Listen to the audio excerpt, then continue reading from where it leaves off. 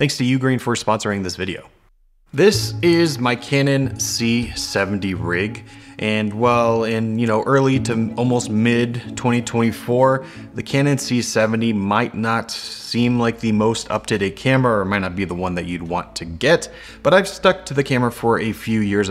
I got it back in 2020, I believe, and well, this is the camera that I use every single day for big projects, for YouTube, for the most part at least, and I've really enjoyed it, and I've built it out to kind of accommodate everything that I could possibly need. Now, Canon, as a brand for when it comes to filmmaking and stuff like that, is not exactly at the top of everyone's mind. I mean, Sony, Red, Nikon at this point, I guess, those cameras definitely seem to have more features. They're a little bit more up to date, and the companies themselves just, I guess, seem to be taking filmmaking a little bit more seriously, which is, I guess, unfortunate. Now, I have certainly thought about jumping ship and going to one of those other brands, but when it comes down to just budget and like what I'm doing, the C70 is still a workhorse, and I absolutely love this camera. And one thing that I really loved, especially when I went into making a rig like this, is that the C70 on its own, just the camera, is extremely capable, and for me at least, does basically everything I need. It has audio inputs, it has built-in NDs, it's got a flip screen that kind of sucks, but it does work. And the form factor is easy to handhold, which I do a lot of handheld shooting. So I mean, this camera on its own really did make a lot of sense, especially back when I got it. And even still, I don't think there's a camera that has everything this has in a form factor that this has. So I still really enjoy it. But that being said, there's more that I wanted to do with it, which, hence the rig here. And basically going into this, there was three things I wanted to make sure were possible. First was that I wanted to be able to take the camera off and use it without needing all this extra stuff if I wanted to. So let's say I'm going on a trip and I know I don't need this full rig. I could just take the base camera off, throw a lens on there, and then I'm good to go. Which for a video like this, for instance, when I went out on kind of an overland adventure and I wanted to film using the C70, I did not need this whole rig. So I basically stripped down the camera and was able to get some really great shots that I absolutely loved, but I didn't have to carry all this around. So that was one thing for sure I wanted to have. Now, kind of contrast to that is that I wanted to be able to have literally everything I possibly could if I wanted to. So that means, an external monitor, a matte box, a V-mount battery, wireless transmission, follow focus, all that stuff I wanted to be able to have here, and that worked as well. And the other thing, besides all just the stuff attached to it, the functionality had to be there. So I wanted to be able to utilize the screen that's built in instead of just having it closed all the time. And basically I just wanted this to be a great on-set camera so that I could be filming and make the camera work for me rather than me having to work around the camera. And I think I've done that, at least for the most part. Now, one thing about the C70 I enjoy is that it uses SD cards, which is pretty easy to offload. The file sizes are not that big, but they still look really good, and it can even do RAW. But one thing with shooting footage for a living is that storage starts to become an issue. And that's where today's video sponsor, Ugreen, comes in with their latest NAS solutions. I've been using a NAS for the better part of 10 years at this point, and they have become essential for how I manage files both remotely and locally here at home. And Ugreen sent over their NAS Sync DXP 4800 Plus, which is a 4-bay NAS, which can support up to 96 terabytes of storage in this tiny box, because it has 4 SATA bays for your hard drives, and it also has 2 slots for NVMe SSDs that you can both use for cache or for more storage. Now, what's great is that this is made to be as fast as possible, and there's a 10 gigabit Ethernet port built in and a 2.5 gigabit Ethernet port as well. But if you have an SSD installed and you have the maximum speed possible, this can transfer at 1250 megabytes per second, so 1.2 gigs. That is very fast transfer speeds. And what's great is that Ugreen provides an all-in-one app and software that you can do everything in one place. You don't have to download multiple different apps in order to get all your functions You just open this app and you're good to go with whatever you need. And inside there's also a built-in AI smart assistant, which runs locally. So you don't have to, be connected to the internet for it to use this, but it can do smart recognition and classification, again, locally. So if you have pictures, you can search them with text and it can, recognize what is in those photos. And that's really just scratching the surface of what this thing can do. So if you want to learn more and pick one up for yourself, I'll leave a link down in the description. And if you pay $5 right now, you'll secure your spot. It's a $5 deposit and you'll get 40% off the final price once it's available. So that is a excellent deal. $5 now, 40% off later. So check it out and make sure your storage game is on point. Now, I learned a lot from my previous cinema rig, I guess you'd call it. That was the Blackmagic Pocket 6K. I'll leave that video linked here. This looks very similar to that because I absolutely loved kind of what I came up with that rig, and I just basically transferred it over here for the most part at least. And main thing that I really wanted to avoid was going tall. I feel like there's a lot of people, or sorry, not a lot of people, let's not call anyone out. There's a lot of different rigs out there that I've seen where they just start stacking things on top of each other and suddenly you have your monitor way up here and then the camera is like down here with a battery on the bottom. Functional, sure, it definitely works, and I've done that in the past with other cameras, but in terms of ergonomics and just the way it feels to shoot with, not a fan. So I wanted to make sure my rig goes long, and that means if I had to stack something else this way, well, honestly, that's not that big of a deal because if I'm, carrying it around, I can, mount it on my shoulder or into my chest or something, and it just feels better rather than having, a monitor up here that suddenly I'm battling this way. I don't know, that's just a personal preference thing. I like the functionality and also just the aesthetic of having a big, long camera because it just, I think, works better for me. So that's basically what I did here. And that kind of goes into the parts that I have. Now, I actually don't have a full cage here. Instead, I have the multi-function top plate, which basically just screws on to the top and gives you multi-functions, surprise, surprise, but it does work pretty well. This thing though, I have thought about going to a full cage because, let me just show you here. There's a little bit of give and wiggle there, which is definitely doesn't feel good. I've never been worried about it actually popping off or anything. It's just because it's only mounted in one spot, that's just something that's going to happen. So I'll probably eventually, upgrade to a full cage. And then on the bottom, I have the base accessory mounting plate, which basically what this whole system that I have here is it gives you a cage without needing anything on the sides.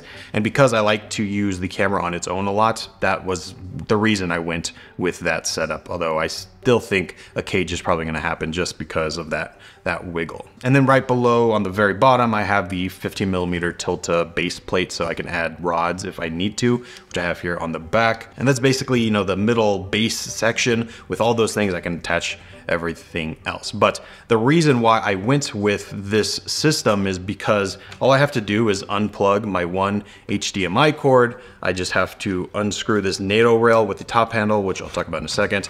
I take that off, and then all I have to do is loosen this up, and then the whole camera will slide off. And now I just have a lens and the regular body. That is exactly what I was looking for when I built this. One HDMI cable, one NATO rail, and now I'm back to a bare bones camera that I can work really well with if I want to go and take it somewhere that I want to be more lightweight. I still have my screen, I still have everything built in here.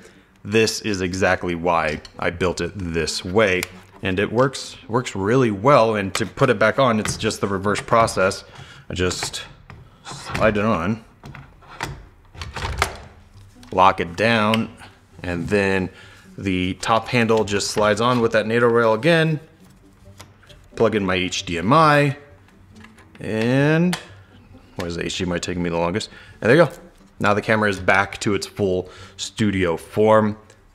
That was exactly why I did this and went with these parts. Now, speaking of top handle, this I took a long time to find because I wanted something that, again, was long so that I had, a good place to hold it. But I also really did not want my monitor to be sitting on top of the handle. Again, not wanting the, height. I wanted it to be sitting in front of the handle. And finally, I found this Magic Rig, I think that's what it's called. Yeah, Magic Rig handle that had mounting points in the front so that I can use this small rig monitor mount to mount my monitor. And there you go. Now I have this. Now this small rig, I forgot the name of this small rig mount, but I'll leave it linked down below. Everything for this rig will be linked in the description. But this is super nice. It locks in so that as much as I turn it or however I adjust it, it's not going to loosen the actual mount. And if I want it to just have less friction, then I can, you know, adjust it. But it won't ever come loose. So that was a big thing I wanted. So now I can tilt it up and down. I can go side to side and it never comes loose. That was a big deal. And then on the monitor side, I'm using the Ninja 5, Ninja V, whatever you want to call it. I don't really record to this externally because I don't really need to. You could, I guess, if you wanted to. I just have this monitor and I really like the display on it. So much so that when I got the R5, I got the Ninja V Plus, so I could do ProRes RAW and stuff like that. I really like these monitors, so that's why, and I already had it, so that's why I went with this. And I also really like the HDMI port position, that it comes out the side and not like the back or this side or anything. It just really worked for the position I wanted everything for, and this monitor is still great. Now going out from the monitor over HDMI is going to this, the Hollyland Mars 4K. This is their kind of latest wireless transmission system. And I've used Hollyland products for all my wireless transmission systems for a while now. And this one is just the best of what they offer pretty much. I also have the monitor that goes along with it, so I can transmit directly to the monitor instead of needing to set up the transmitter. In fact, I've never actually set up the transmitter for this, even though it comes as a pair. I strictly just go into that monitor. Works really well. And I got a full video coming on that. I was supposed to make that a long time ago, but this thing is great.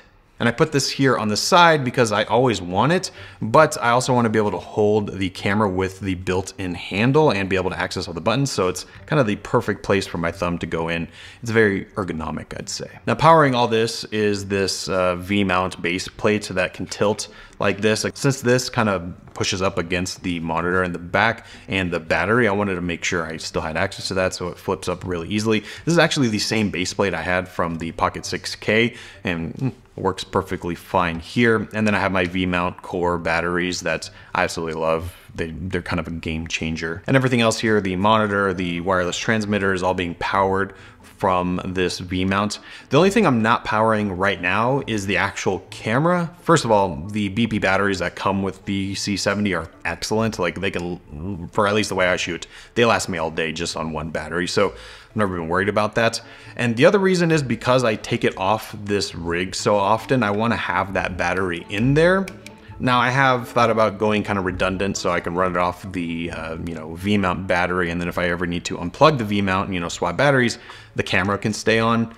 It just doesn't matter for the way I work. It hasn't been an issue, so that's kind of what I've stuck to. But that battery is in there, and being able to tilt this back and forth means I can access that battery just by kind of sliding it out. Now I have the battery.